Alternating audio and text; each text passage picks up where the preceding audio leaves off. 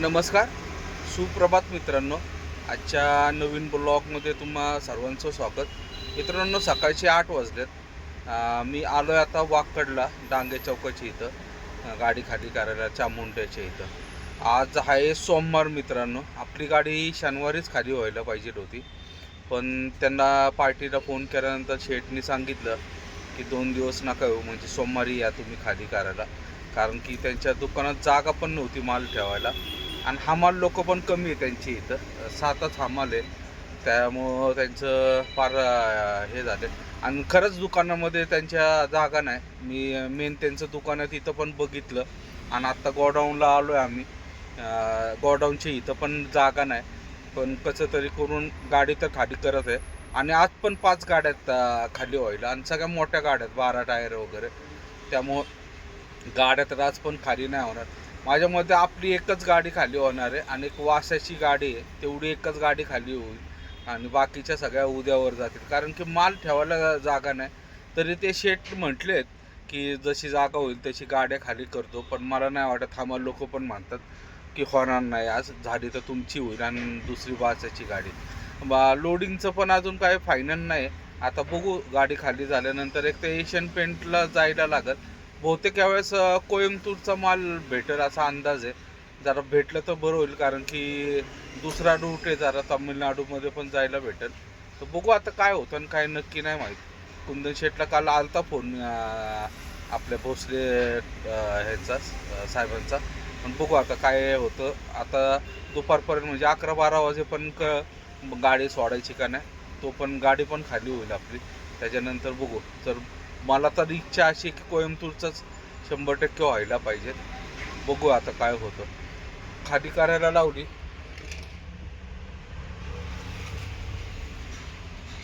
Main रोडच्याच बाजूला दुकान आहे. मागं करत आहे. 4च हमाल आहेत. एक वरतून खाली देतोय माल, आणि बाकीचे 3 जण लावत आहेत. तर बघूयात किती वेळ वगैरे होतो ते. नाश्ता करूयात आता पहिले जाऊन, भूक लागेल जरा. 12 वाजता आलतो रात्री. 12 वाजता येऊन झोपलो आणि सकाळी उठलो. चला नाश्ता करून येऊयात मित्रांनो. पहिले दुपारचे 12 वाजलेत मित्रांनो. गाडी अजून आपली खाली नाही झाली. होईल एक अर्धा तासात होईल शक्यतो. दुकान बघा, सगळं पॅक आहे बघा. या साईडला प्लाय ठेवतात, तेवढी जागा फक्त मोकळी आहे. हे बघा, हे पलीकडच्या साईडला पण सगळं पॅक आहे.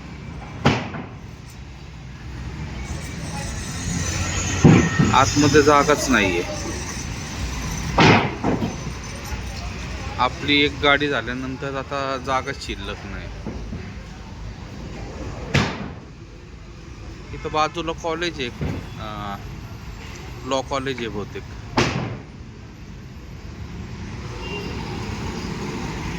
अजून तर कुठं लोडिंग न जायचं काय फायनल नाही झाले.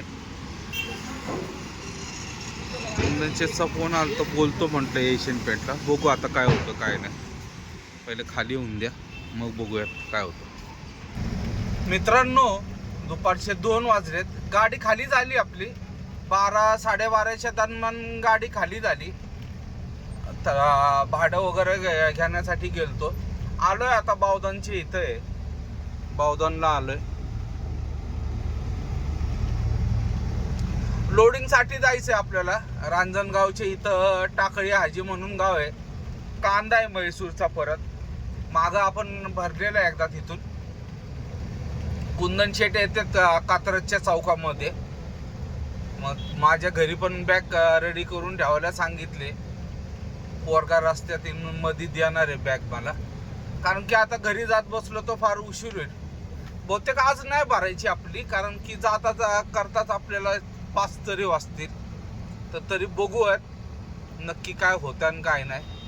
तर जायला तर लागलच. आलोय आता बावधनच्या पुढं. बरं झालं कांद्याचं लोड झालं, नाही तर परत एशियन पेंटला गेले असतं तर आज तर सोडली असती, उद्या निघालो असतो. कांद्याचंच होणार होतं, कारण की बोलणं चालू होतं. आणि परत हे पण होणार होतं काय, कोइंबतूर नाही, तमिळनाडूचं काय गावाचं नाव मला लक्षात आहे ना, तिथला पण पेंट होता, पण काय झालं काय माहिती, कोणत्या शेतचं बोलणं झालं असेल. जाऊयात आता. ते पण आलेत कात्रजच्या जवळपास. आपल्याला एक 10-15 मिनटं लागतील पोचता करता. ट्रॅफिक नाही, नशीब तेवढं तरी. एसीची माझ्या घेत चाललोय, एसी लावलंय, फिल्म लावली काचेलाच बघा, सगळ्या ब्लॅक केल्यात काचा सगळ्या. त्याच्यामुळे जरा एसीचा इफेक्ट पण लगेच पडतो. तसा पॉवरफुल एसी आपला गाडीचा. ड्रायव्हर साईडनी नेमकं सगळं ऊन आहे. तो पोचूयात मित्रांनो. हे वाचतं असं नाही तर मोबाईल कंटिन्यू हातात घेतला ना तर ते बीप वाजतो. संध्याकाळचे 5:15 वाजलेत तरी अजून आम्ही रांजणगावला नाही पोचलो. फुल ट्रॅफिक जाम आहे आता. लोणीकंदच्या इथं आहे ट्रॅफिक लागले. मंतरवाडी फाट्यावर पण आम्हाला खूप जाम लागलं. फार हडपसरपर्यंत ट्रॅफिक होतं. तिथं 1-1.5 तास गेला आमचा. आता इथं परत लागलं. आता किती वाजतील आम्हाला पोचायला काय माहिती. आज तर काय आमचं वाटत नाही की गाडी भरेल. भरली तर उद्याच. सगळं जाम.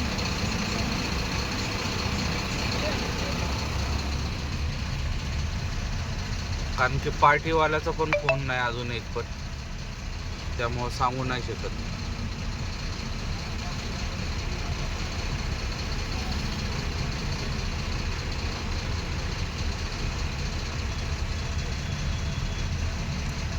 बघूयात आता किती वेळ लागतो या जॅममध्ये.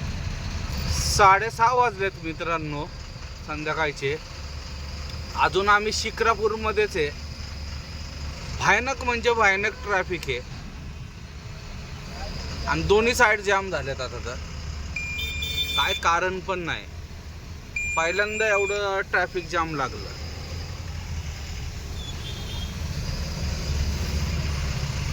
त्यात हे 4 व्हीलरवाले बघा, एक तर नीट घुसत पण नाही आणि टाकली तर परत पूर्ण तरी हे नाही करत. आमच्या पार्टीशी बोलणं झालं.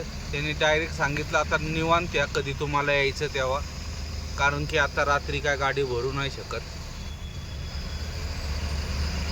त्याच्यामुळं आता जागा पण नाही आम्हाला कुठं साईडला लावायची म्हटल्यात. जरा ट्रॅफिक कमी झाल्यावर गेलो असतो. खूप म्हणजे खूप भयानक ट्रॅफिक आहे. 2 तासाच्या वर झालं आम्ही एवढंच रनिंग कव्हर करतोय. लोणीकंद ते शिक्रापूर. लागलं वाजायला वगैरे. बघूयात आता किती वाजतात आम्हाला पोहोचायला. नमस्कार, सुप्रभात मित्रांनो. सकाळचे 11:30 वाजलेत मित्रांनो. आपण लोडिंगसाठी आलो आहे. दुसरा दिवस आहे आपण. काल आलो आम्ही बरोबर इथं साधारण 8 वगैरे वाजता. 8 वाजले आम्हाला यायला. मग त्या पार्टीने सांगितलं की आज काय गाडी भरणार नाही, कारण की रात्र पण झाले आणि आता कोणी येणार नाही. आणि दुसरी गोष्ट म्हणजे इथं बिबट्यानी फार धुमाकूळ घातला आहे. 6 नंतरच गावात सगळी एकदम शुकशुकाट होतं. सगळी शांतता होती. कोण गावाच्या बाहेर दिसत नाही. 2 व्हीलर वाले वगैरे तर अजिबात फिरकतच नाही. खूप म्हणजे खूप भीतीचं वातावरण आहे इथं टाकळी हाजीमध्ये. सगळेजण फक्त सगळ्या गावात पण नाश्ता करायला गेलतो. सगळीकडं बिबट्याचाच विषय चालू होता. बिबटा आलता असं तसं.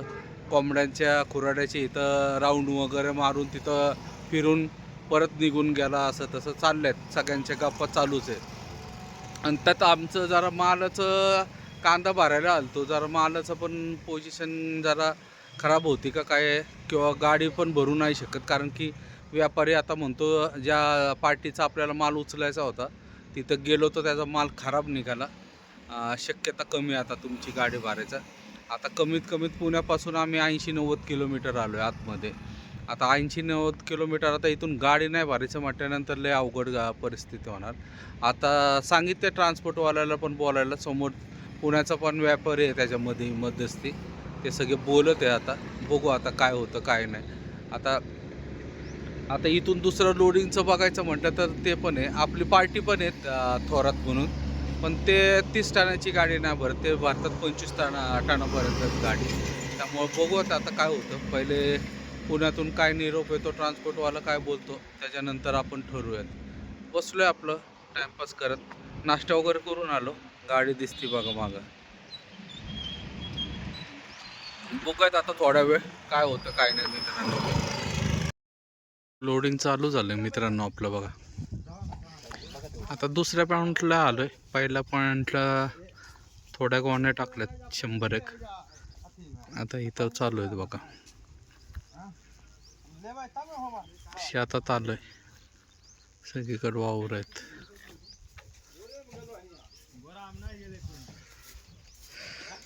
लवकर भरायची. एक तर इथं बिबट्याचं भीती आहे खूप. हे दोन बघा ब्लॅक पॅन्थर.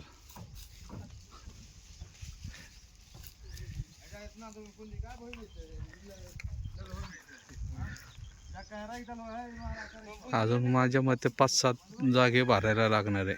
एका जागे थोडाच माल आहे यांच्याकडं. बघू अजून किती जागे फिरवतात वगैरे काय करतात. मित्रांनो रात्रीचे 9 वाजलेत. टाकळी हाजीमध्येच आहे. आज आमचा पुतळा झालाय.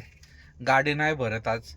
अर्धीच गाडी भरली आणि अर्धी गाडी आता तो म्हणते उद्या त्याला काहीतरी 100 गोण्या त्या पार्टीला कमी पडते, त्याच्यामुळे उद्यावर गेले ते. आज जरा गावात आलोय झोपायला, कारण की बिबट्याची दहशत खूप आहे इथं, त्याच्यामुळं गावात आलोय. तरी सामसूम आहे गाव, गाड्याच दिसत नाही. तुम्हाला दाखवतो बघा, एक मिनिट. हे बघा सगळं गाव सामसूम झालंय, गाड्या दिसतच नाही. बाजूला पंप आहे, तिथे येऊन झोपलोय म्हणजे आता. तर बघूयात आता उद्या किती वाजतील वगैरे काय सांगता नाहीत, कारण की या माणसाकडे मालच नाही, त्याचा व्यवहार वगैरे काय झाला नाही, त्याच्यामुळं काय सांगता नाहीत उद्या किती वाजतील वगैरे ते. तर बघूयात. तर मित्रांनो हा व्हिडिओ इथेच एंड करतो. व्हिडिओ आवडला असेल तर लाईक, शेअर आणि सबस्क्राईब नक्की करा. शुभरात्री. जय महाराष्ट्र, जय हिंद.